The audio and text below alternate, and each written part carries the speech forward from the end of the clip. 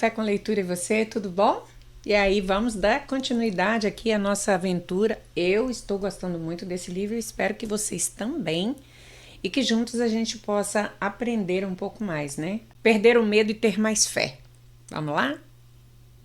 Certos historiadores de economia professaram a crença de que, do começo ao fim do drama, o palco fora arranjado por Andrew Carnegie.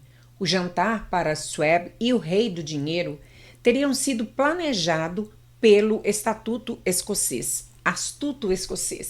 A verdade é que, porém, o oposto. Quando Swebb foi chamado para consumar o negócio, não sabia sequer se o pequeno patrão, como chamavam Andrew, iria ao menos ouvir a oferta de vender, especialmente a um grupo de homens aos quais Andrew encarava como pouco dotados de santidade.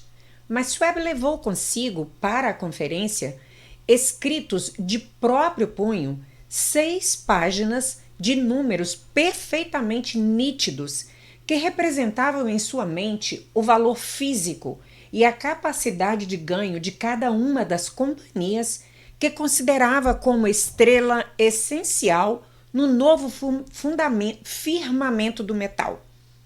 4 homens ponderaram os números toda a noite. O principal, é claro, era Morgan, firme em sua crença no direito divino do dinheiro. Com ele estava seu aristocrático sócio, Robert Bacon, homem culto e cavalheiro. O terceiro era John Gates, que Morgan desprezava como sendo jogador e apenas usava como instrumento.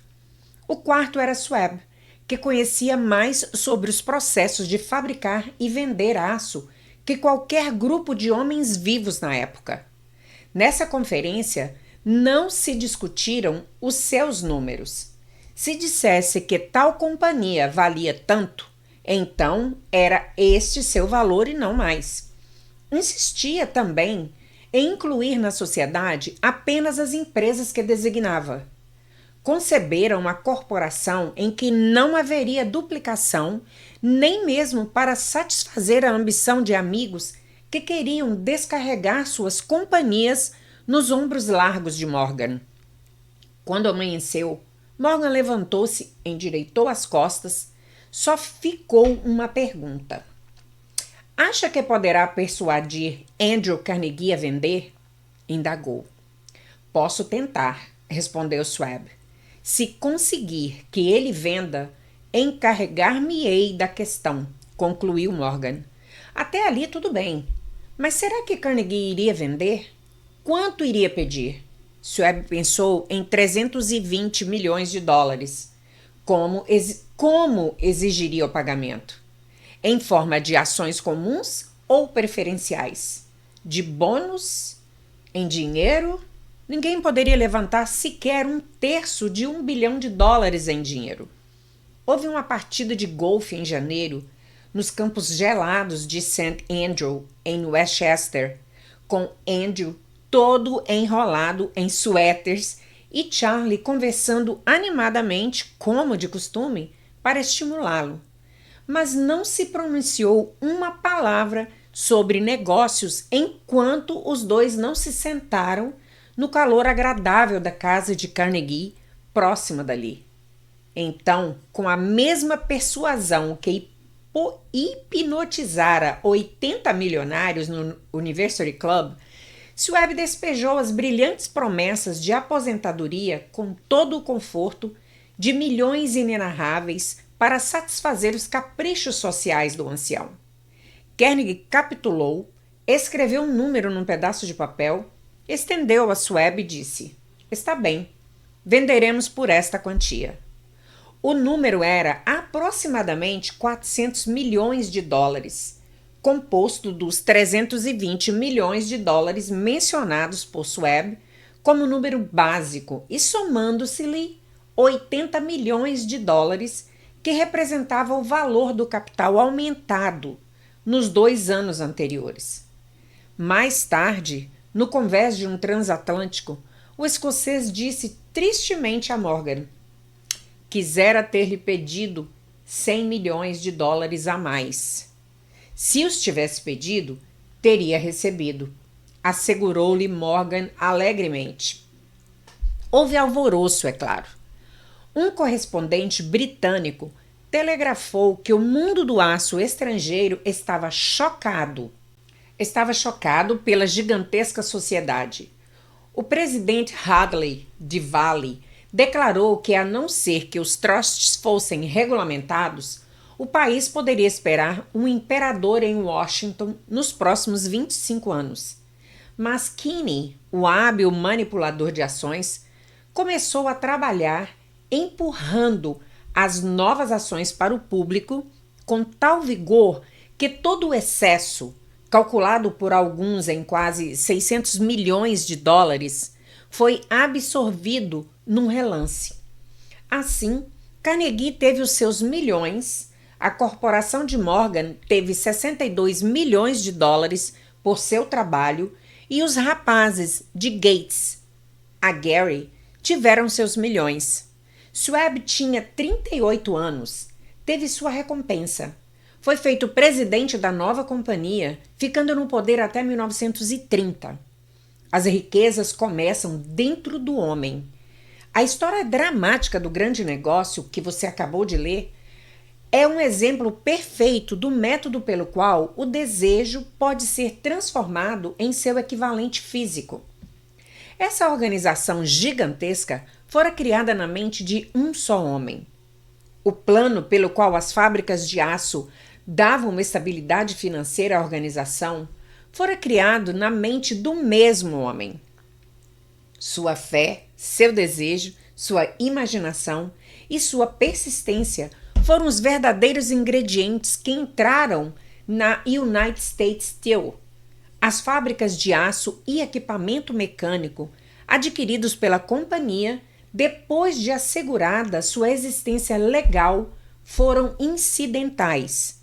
Mas uma análise curiosa, cuidadosa, revelara o fato de que o valor estimativo das propriedades adquiridas pela companhia aumentou em aproximadamente 600 milhões de dólares pela simples transação que as uniu sob uma única direção.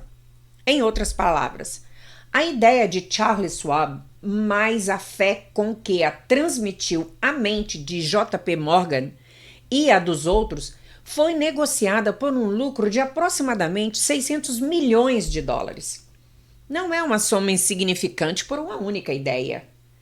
A United States Steel Corporation prosperou e se tornou uma das mais ricas e poderosas companhias da América, empregando milhares de pessoas, desenvolvendo novos usos para o aço, abrindo novos mercados e provando assim que os 600 milhões de dólares em lucros que a ideia de Schwab produziu foram merecidos. A riqueza começa em forma de pensamento. A quantidade só ilimitada pela pessoa em cuja mente o pensamento é o posto em movimento. A fé remove as limitações. Lembre-se disso quando você estiver pronto a negociar com a vida pelo preço que você exigir por ter passado por aqui. Pontos a fixar. A fé é indispensável para o sucesso. Ela é induzida e fortalecida pelas instruções dadas ao subconsciente. Eis 5 passos para a autoconfiança, todos eles facilmente ao seu real alcance. Você sabe agora como se atirar ao desastre, pelo pensamento, ou como obter vitória e felicidade, como resultado das mesmas circunstâncias. Homens como Lincoln e Gandhi mostraram-nos como pensamentos podem ter magnetismo, o que atrai pensamentos correlatados e faz com que milhares de mentes trabalhem como uma só. É essencial dar antes de ganhar. Homens ricos tiveram de aprendê-lo antes de um negócio ilegal se transformar em negócio que trabalha com e para o público, sem deixar de ser lucrativo. Tanto a pobreza como a riqueza são produtos da fé. Passo número 3. Em direção à riqueza. Autossugestão. Para resultados assombrosos, Faça com que a parte mais profunda da mente trabalhe para você. Apoie-a com o poder da emoção e verá que a combinação é impressionante. Autossugestão é um termo que se aplica a todas as sugestões e estímulos auto-administrados que alcançam a mente através dos 5 sentidos. Em outras palavras, a autossugestão e a sugestão a si mesmo é o instrumento de comunicações entre a parte da mente em que tem lugar o pensamento consciente e a que serve como ponto de ação do subconsciente. Através dos pensamentos dominantes que permitimos que permaneçam no consciente, sejam pensamentos negativos ou positivos, não importa. O princípio da autossugestão alcança voluntariamente o subconsciente, influenciando-o com tais pensamentos. A natureza fez o homem de tal modo que ele tem controle absoluto sobre o material que lhe chega ao subconsciente, através dos 5 sentidos. Embora isso não seja uma afirmação de que o homem exerce sempre esse controle. Na grande maioria dos casos, ele não enxerga, ele não exerce, o que explica porque tantas pessoas atravessam uma vida na maior pobreza. Lembre-se do que foi dito sobre o subconsciente, que parece um pedaço fértil de jardim, no qual as ervas daninhas crescerão em abundância se sementes mais desejáveis não forem ali plantadas. A autossugestão e o instrumento de controle, através do qual o indivíduo pode alimentar voluntariamente o subconsciente com pensamentos de natureza criadora ou, então, por negligência, permitir que pensamentos destrutivos cheguem ao rico jardim da mente. O poder monetário da emoção, você recebeu instruções no último dos 6 passos descritos no capítulo sobre desejo, no sentido de ler em voz alta 2 vezes por dia sua declaração por escrito do desejo por dinheiro e ver-se e sentir-se desde já na posse dele. Seguindo as instruções, você comunica o objetivo do seu desejo diretamente ao subconsciente no espírito de fé absoluta. Pela repetição do processo, você cria voluntariamente hábitos de pensar favoráveis ao esforço de transformar o desejo em seu equivalente monetário. Volte aos 6 passos descritos no capítulo sobre o desejo e leia-os com atenção novamente, ou ouça novamente antes de prosseguir. Depois, ao chegar nesse ponto, leia com cuidado as 4 instruções para a organização do grupo da mente superior, descrito no capítulo sobre planejamento organizado. Comparando essas 2 espécies de instruções com o que foi dito sobre autossugestão, você, é claro, verá que as instruções envolvem a aplicação do princípio da autossugestão. Lembre-se, pois, ao ler em voz alta a declaração do seu desejo, através do qual estará tentando desenvolver uma consciência do dinheiro, que a simples leitura das palavras não tem importância, a não ser que sejam conjugadas à emoção, ao sentimento. Gente, vou ficando por aqui. Você que está me ouvindo e ainda não foi inscrito, não está inscrito no nosso canal, por favor, faça-o agora. Clica no sininho para você ser notificado todas as vezes que subirmos um novo capítulo e, se for possível, compartilha esse vídeo com outras pessoas. Nos vemos no próximo capítulo. Até mais!